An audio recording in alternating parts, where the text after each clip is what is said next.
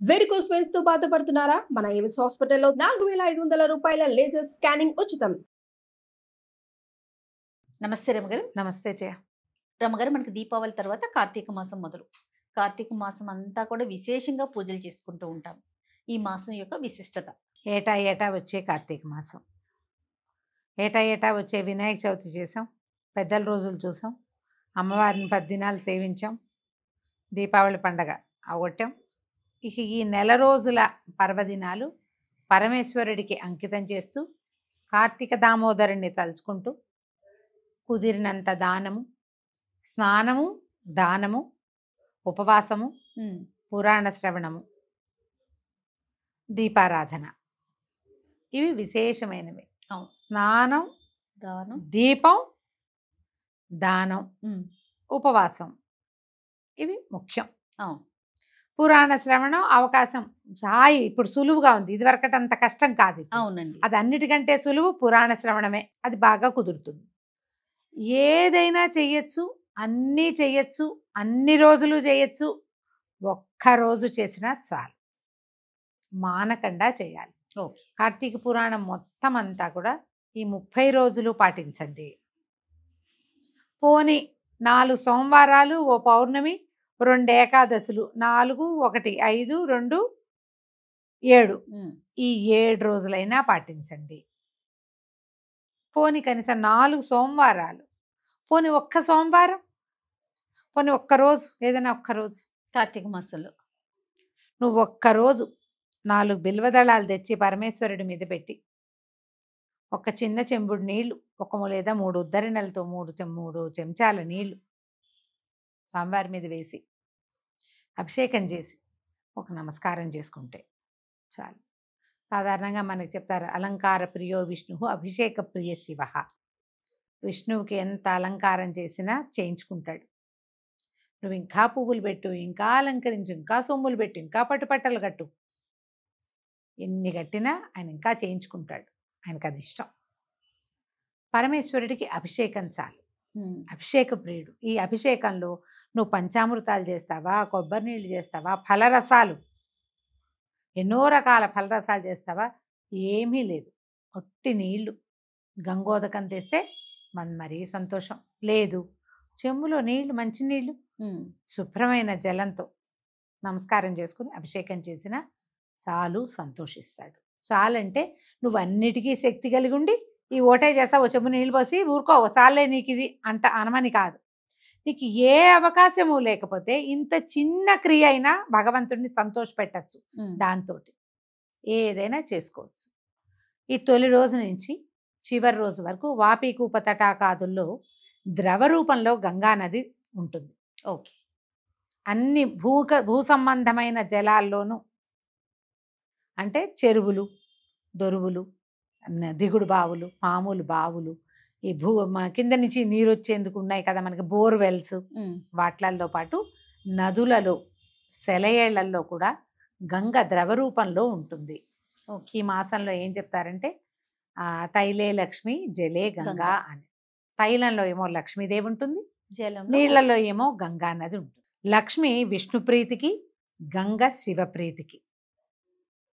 శివప్రీతి కోసం స్నానం. మనం ఇంట్లోనే ఉన్నాం, ఎక్కడికి వెళ్ళలేము. ఇళ్లలో నీళ్లుగా స్నానం చేస్తే కళ్ళుతో స్నానం సమానం అని చెప్తారు. మనకు అవకాశం లేదు, నదులకి చెరువులకి వెళ్ళలేము, అపార్ట్మెంట్లలో ఉన్నాం, 14వ అంతస్తు, ఎక్కడి నుంచి మనకు డైరెక్ట్గా నీరు వచ్చేది లేదు, ఓవర్ హెడ్ ట్యాంకే దిక్కు. ఆ హరగంగే అని జ్ఞాపకం చేసుకుని గంగని తెల్లవారుజామునే స్నానం చేస్తే ఫలితం లభిస్తుంది. ఇవన్నీ అమెండ్మెంట్లే కానీ నువ్వు ఇలా చేసేయి అని కాదు, చెయ్యొచ్చు. ఇంకా తప్పనప్పుడు, కుదిరినప్పుడు, ఎప్పుడైనా వెళ్ళినప్పుడు, ఏ దారిలో కనపడ్డప్పుడు, ఎక్కడైనా ఒక నదో చెరువో కనపడితే ఒక మునిగితే అందులో మంచిది. అవకాశం లభిస్తే మన కుదిరికని బట్టి అన్ని రోజులు గోదావరికో, కృష్ణకో, కావేరికో, తుంగభద్రకో వెళ్ళి స్నానం చేయగలిగే అదృష్టవంతులు ఉంటే మరి మంచిది. మనకు అది లేదు, ఏదో నుయ్యి ఉంది, పోనీ.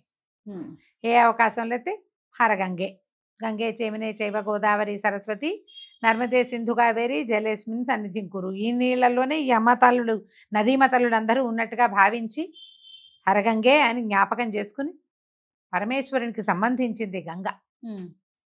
నెత్తి మీద నీళ్లు పోసుకుంటే సరిపోతుంది. అయితే ఏంటంటే ఈ నెల రోజులు స్నానం విశేషం చేయాలి. కార్తీకంలో స్నాన విధి చాలా చాలా విశేషమైంది. తెల్లవారుజామున ఇందులో శిరస్నానం ముఖ్యం. ఓకే. శిరస్నానం అంటే మనం ఆ నదుల్లో ఎక్కడైనా మునిగేటప్పుడు శిరస్సు, ఆడవాళ్ళకు కూడా ఓకే. ఒక్కసారి వెళ్ళాం మనం నదికి, శిరస్నానం తల ముంచండి ఒక్కసారి చాలు. ఈ పురుషులకి తలస్నానము, శిరస్నానము, స్త్రీలకి కంఠస్నానమే చెప్పబడింది. ఆడవాళ్ళు కూడా నెత్తి మీద నీళ్లు పోసుకోవాలని అనుకోవద్దు, నెలంతా కూడాను. పోసుకోక్కర్లేదు. పర్వదినాలలో తలకి పోసుకుంటే సరిపోతుంది. మామూలు రోజుల్లో చిటికెడు పసుపు రాసుకుని స్నానం చేయండి, మంచిది. తెల్లవారుజామునే స్నానం చేయటం. ఇంట్లో శివారాధన, శివారాధన మీకు ఏ అలవాటు ఉంటే అది విష్ణువారాధన, మీ ఆరాధన చేసుకోవటం, ఇంట్లో దీపారాధన చేసుకోవటం తప్పకుండా. దీపం తర్వాత దేవాలయ దర్శనం చాలా విశేషంగా చెప్తారు కార్తీకంలో. శివకేశవుల్లో ఎవరిని చూసినా మంచిది. విష్ణువాలయానికి కానీ శివాలయానికి కానీ వెళ్ళటం, శివాలయంలో సేవించుకోవటం, ఏదైనా సేవ చేయటం, లేదా ఒక దీపారాధన చేయటం. ఆలయాల్లో దీపారాధనలు చేసుకుంటాం కదా, ప్రదోషంలో సాయంకాలం పూట కనుక విష్ణువాలయంలో కానీ శివాలయంలో కానీ దీపం వెలిగిస్తే అఖండ ఐశ్వర్యం లభిస్తుందని చెప్తారు. ఇవి ముఖ్యం. దీంతో పాటు ఉపవాసాలు. ఈ ఉపవాసం ఎట్లా చేస్తాము? కార్తీక నక్తాలు అనే ఒక విధానం ఉంటుంది. నక్తాలు అంటే ఈ కార్తీక పురాణంలో ఒక 5-6 రకాలు చెప్తారు. పురాణం చెప్పినప్పుడు ఆ వివరం చెప్తారు. సాధారణంగా అందరూ చేయగలిగేది ఏంటంటే పగలు ఉపవాసం ఉండి సాయంకాలం భోజనం చేయొచ్చు నెలంతా మీకు శక్తి ఉంటే. పగలేదో అంత పలహారమో 2 పళ్ళు నోట్లో వేసుకుని అవి కూడా స్వామివారికి నివేదించి తీసుకుంటే ఇంకా మంచిది. సాయంత్రం చుక్కలు చూశాక భోజనం చేసేయచ్చు. ఇలా చేయొచ్చు ఒకటి. లేదా కేవలం పర్వదినాల్లో పగలు ఉపవాసము, రాత్రి భోజనం. ఏమున్నాయి పర్వదినాలు? 4 సోమవారాలు, ఒక పౌర్ణమి. ఈ 5 రోజులు పగలు ఉపవాసం, రాత్రి భోజనం. ఏకాదశిలో 2 పూటల మొత్తం రోజంతా ఉపవాసం ఉండి మర్నాడు ద్వాదశి నాడు పారణ చేయాలి, అది విధి. ఇంత మాత్రం ఉపవాసాలు చేయొచ్చు. మీ వీలు ఓపిక, ఎవరు చేయొచ్చు ఎవరు చేయకూడదు. గర్భవతులు కానీ, బాలింతలు కానీ, అనారోగ్యంతో ఉన్నవాళ్ళు కానీ, చిన్నపిల్లలు కానీ, వృద్ధులకి కానీ ఉపవాసాలు చెప్పబడలేదు. ఓపికమంతులు, ఆరోగ్యం సహకరించే వాళ్ళు, మందులు మాకులు వ్యవహారాలు ఏమీ లేని వాళ్ళు ఉపవాస దీక్షలోకి వెళ్ళచ్చు. మిగిలిన వాళ్ళ ఉపవాసం అంతా భగవన్నామ స్మరణే ఉపవాసం. పిల్లలతోటి కూడా ఓం నమ శివాయని పంచాక్షరి మంత్రాన్ని చెప్పిస్తే మంచిది. ఏది కుదిరితే అది చేసుకోండి. అయితే ఇప్పుడు ఇందులో ఈ కార్తీకంలో ప్రత్యేకంగా దీపదానము చాలా ప్రత్యేకమైంది. దీపాన్ని వెలిగించిన దీపాన్ని ఎవరైనా బ్రాహ్మణోత్తముడికి దానం చేయటం, ఇంకా వేరే ఎవరికి కాదు, బ్రాహ్మణుడికి దానం చేయాలి. దానికి ఒక మంత్రం ఉంటుంది. మరి ఆ దీపదాన మంత్రం చెప్పించుకుని దీపాన్ని ఇవ్వచ్చు.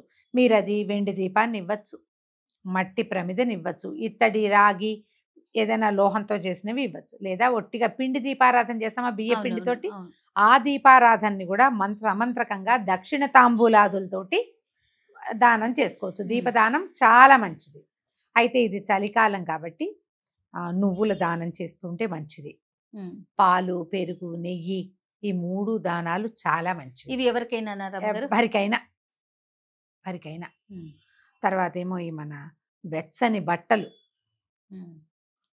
చలికాలం కాబట్టి దుప్పట్లు, కంబళ్ళు అలాంటివి దానం చేసుకుంటే ఆయుర్వృద్ధి కలుగుతుంది, మంచిది. పిల్లలు ఏవైనా పాత బట్టలు అవి ఇచ్చేస్తారు కదా, ఈ పాత బట్టలు ఇచ్చేటప్పుడు ఒక కొత్తది ఏదైనా కొని ఇవ్వండి.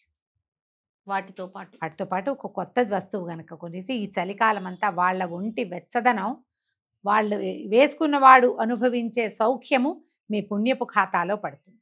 మనం చూడు చలిగా ఉంది, వెచ్చగా ఏదైనా వేసుకున్నాం అనుకో, శరీరానికి ఒక సంతృప్తి కలుగుతుందా, అది మనకి ప్లస్ అనమాట. ఏవైనా మా దారులలో కనపడే వాళ్ళకి కూడా ఇవ్వచ్చు. ఆహార దానం చాలా విశేషం.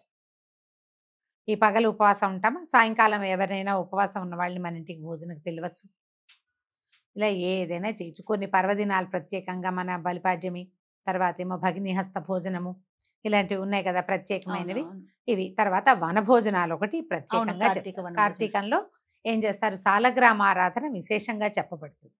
ఇది మనకి ఎక్కడైతే ఉసిరి చెట్లు ఉన్న తోటల్లో అక్కడికి వెళ్ళి బంధుమిత్రులతో పాటు, స్నేహితులతో పాటు వనభోజనాలు చెట్టు కింద ఉసిరి చెట్టు కింద సాలగ్రామ ఆరాధన చేసుకుని అందరితో కలిసి సామూహికంగా భోజనం చేయటం వల్ల కూడా చాలా అత్యద్భుతమైన ఫలితం లభిస్తుంది. ఏటా చేస్తాం మనం ఇట్లాగే, ఏటా చేస్తాము, ఏటా చెప్పుకుంటాము, మళ్ళీ కొత్తగా చెప్పుకుంటాం. కానీ ఎవరెవరికి ఏ ఏ అవకాశం ఉన్నా ఆయా పర్వదినాలలో ఎంత చేయాలో అంత చేసి, కనీసం చేయగలిగినంతైనా చేసి, ఈ కార్తీక మాసం తాలూకు ప్రత్యేకత వల్ల మనకి లభించేటటువంటి మంచిని ప్రతి వాళ్ళు సంపాదించుకోవాలి.